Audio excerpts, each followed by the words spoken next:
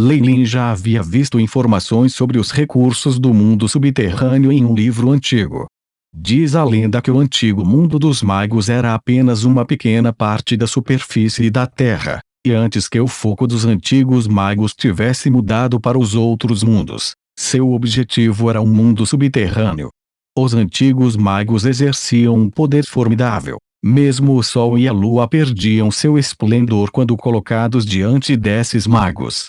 Muitos dos nativos do mundo subterrâneo foram subjugados por eles, e esses magos então exploraram camadas e camadas do mundo subterrâneo para obter riqueza e recursos sem fim.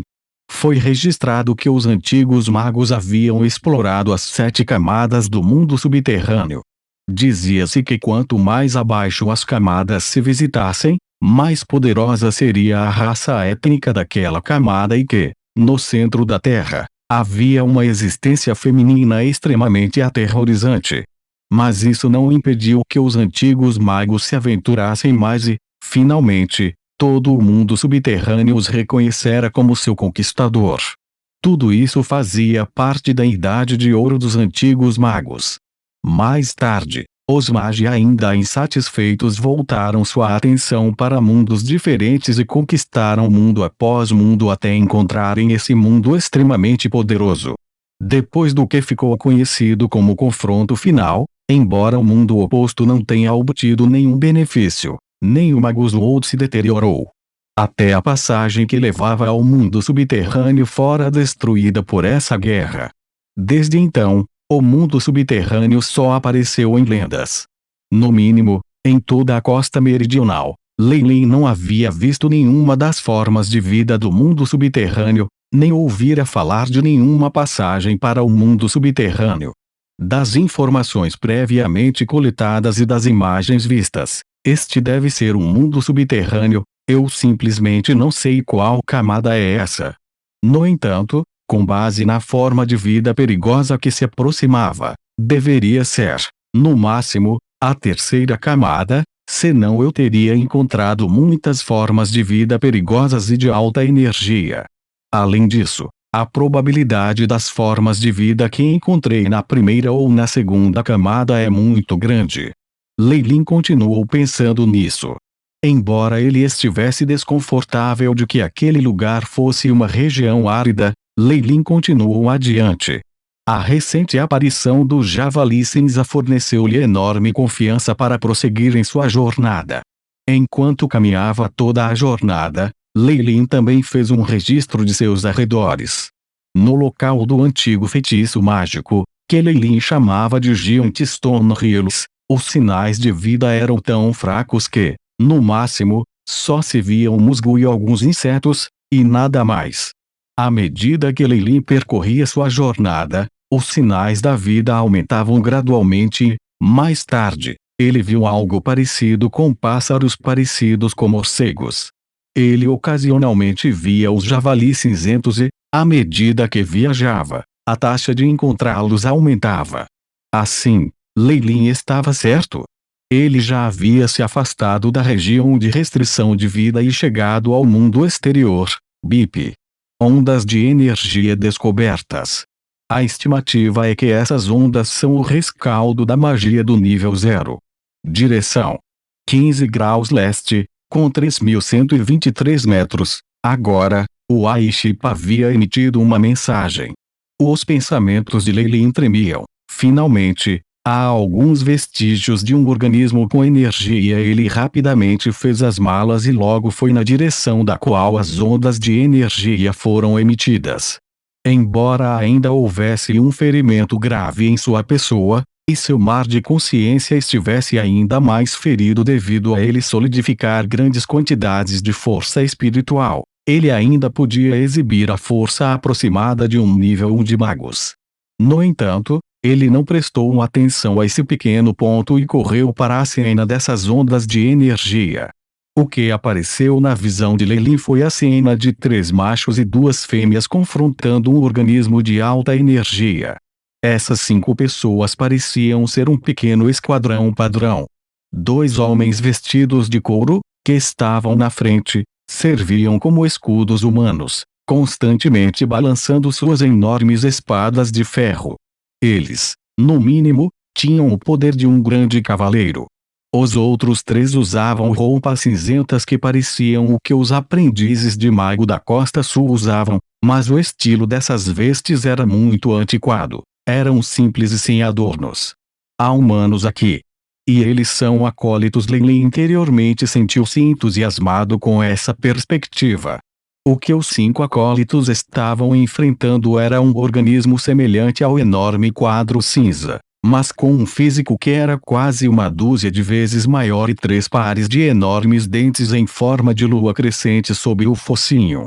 Pele dura crescia por todo o corpo, e estava inteiramente coberta de resina de pinheiro, lama e outras formas de sujeira. Formou protuberâncias grossas que, como um tanque de batalha que usava a armadura. O feitiço de nível 0 que havia sido usado anteriormente por aqueles aprendizes parecia ter deixado apenas marcas de queimaduras na região, tendo sido incapaz de romper as defesas mais externas. 2 bafuradas de gás branco foram emitidas do nariz desse organismo que parecia um leitão. Depois de arranhar o chão, ele subitamente carregou, e todo o seu corpo foi como um trem descarrilado enquanto corria em direção a esses 2 grandes Knicks. O chão tremeu, fazendo com que um desses grandes Knicks perdesse o equilíbrio. Logo depois, ele escorregou e foi enviado voando por esta enorme besta parecida com um javali. Depois de ter sido enfiado na cintura e nas costas pelas imensas presas do organismo, saiu sangue de suas feridas como água de nascente. Vendo esta cena, o outro grande cavaleiro soltou um grito alto e imediatamente recuou, expondo assim os 3 aprendizes. Com o grande cavaleiro não mais impedindo, o javali ferozmente mostrou seus dentes para aqueles aprendizes com um brilho sedento de sangue em seus olhos. As 2 aprendizes ficaram apavoradas e recuaram para trás. Tudo e os 2 tropeçaram em alguma coisa e caíram, expressões de desespero colorindo seus rostos. O aprendiz masculino restante exibia uma bravura cavalheiresca, aparecendo rapidamente diante dessas mulheres com uma expressão de firme determinação. Ainda gritando algo, ele ergueu a mão, da qual pequenas bolas de fogo foram emitidas e apontadas para o meio do nariz daquele javali de cabeça grande. O nariz do grande javali estava enegrecido, mas isso não diminuiu a velocidade de ataque nem por um segundo. Pelo contrário, o javali parecia ter ficado enfurecido com aquele aprendiz masculino, e sua velocidade de carregamento parecia ter aumentado um pouco. Aquele aprendiz do seu masculino sorriu impotente e, em seguida, virou a cabeça para as 2 discípulas do seu feminino atrás dele e murmurou alguma coisa. Seu comportamento dava a impressão de que aquele jovem não tinha medo de morrer. O javali chegou cada vez mais perto, e os 3 aprendizes agora podiam ver claramente os vasos sanguíneos nos olhos do grande javali e os poros espessos sob o pelo. Claro, o que eles achavam muito difícil esquecer era o brilho frio dos 3 pares de dentes brancos e ferozes em forma de lua crescente do javali. Ligação de sombra. Naquele momento, Lei apareceu de repente, e vários tentáculos feitos de sombra se estenderam para fora debaixo do ventre do javali e se transformaram em várias mãos que arrastavam com firmeza o barco pelos cascos da frente. É como se um terremoto de magnitude 9 tivesse ocorrido de repente. Aquele javali, que estava sendo carregado em alta velocidade, caiu de repente enquanto fazia um barulho enorme. Até mesmo os sons de ossos quebrando podiam ser ouvidos de seu corpo. Logo depois, os 3 aprendizes viram um jovem em armadura de couro saindo de trás do javali caído. Várias cordas negras e sombrias amarraram o javali caído, sem sequer deixar as menores fraquezas nas amarras. "Você está bem?", perguntou Lei, com um sorriso gentil no rosto. Aqueles 3 aprendizes viram Lei, com expressões de choque, e abriram a boca para dizer: "GMKMFSK". O sorriso no rosto de Lei caiu, e então ele suspirou. Esta não é realmente a língua comum do continente. O que Leilin acabara de falar era a língua comum dos mágicos da costa sulista. Mas o que esses 3 aprendizes haviam falado não era uma língua que Leilin reconhecesse. Os finais desta língua soam um pouco familiares à língua metia, mas as sílabas no meio lembram a língua das terras altas. Leilin não se surpreendeu nem um pouco com as diferenças na linguagem. Afinal de contas, depois da Era Antiga, o mundo subterrâneo havia sido isolado da superfície da Terra. Seria estranho se a linguagem ainda fosse parecida. Olá! Eu sou um nômade. Você pode me dizer o que é este lugar? Leilin imediatamente mudou para outro idioma. Desta vez foi a antiga língua de Biden. A antiga língua de Biden trazia um poder estranho, controlava as regras e os regulamentos. Poderia aproveitar o poder das partículas de energia dentro da atmosfera e era a base de todos os feitiços mágicos. Assim, a antiga língua de Biden era também uma língua que todos os magos eram requeridos a aprender. Quer fosse o mundo da superfície ou o mundo subterrâneo, a antiga língua de Biden era transmitida dos antigos magos e não haveria nem mesmo a menor disparidade em seu uso. Com certeza, ao ouvir Leilin perguntar na antiga língua de Biden, aqueles 3 aprendizes reagiram imediatamente e, finalmente, aquele aprendiz masculino assumiu a liderança para responder: "Respeitado senhor. Olá! Este aqui é o Udio Astelandes da Twilight Zone." Ele fez uma saudação respeitosa.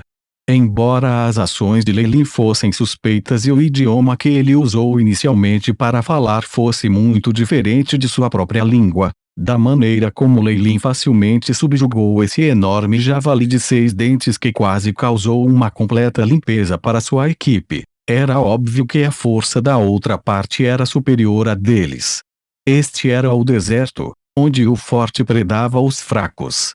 Se eles se relacionassem mal com Leilin, então eles seriam mortos, e ninguém viria a saber disso. Assim, os maneirismos desse aprendiz masculino eram muito respeitosos. Twilight Zone. Leilin franziu a testa e o Airship pesquisou rapidamente o banco de dados de armazenamento, mas não encontrou detalhes relacionados a isso.